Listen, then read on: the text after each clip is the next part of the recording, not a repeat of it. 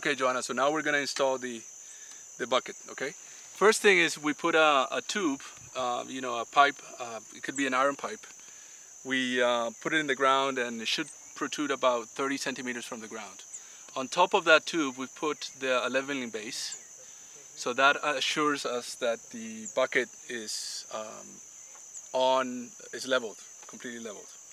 Okay, so let's take the cover off and then put the whole thing on to make sure it's leveled.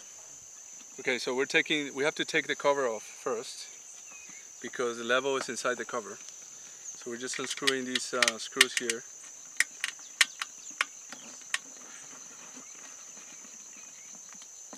Number 2 and number 3. Okay, done. Okay, so now once we've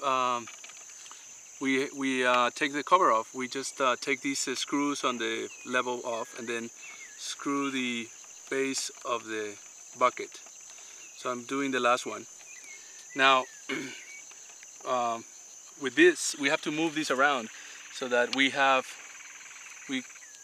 control the base so that it's completely leveled, and there's a little bubble here because you see how as we screw the screw on this side, the bubble is moving to the center. See that? Okay, more or less in the bubble is in the middle there. So now we remove the rubber band. Remember, if you don't remove the rubber band, no rainfall is measured. And replace the cover.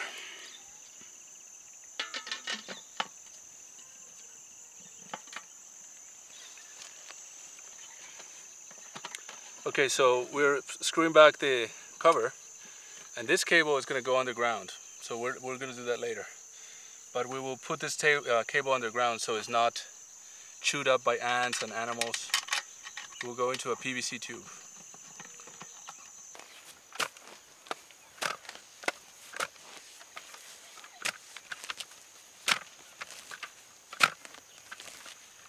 Habla un poquito, Gilbert.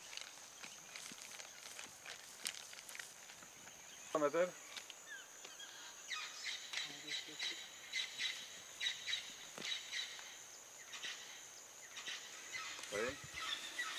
Okay, so now we're burying the cable for the precipitation sensor because the sensor is about 6 meters away from the logger.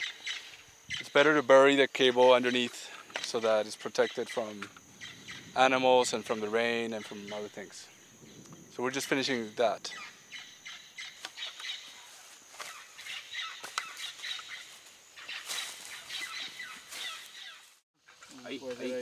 Ahí.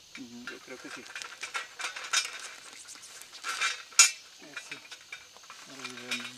Ahora está mejor. Okay, Gilbert, so we installed the windscreen for the precipitation bucket.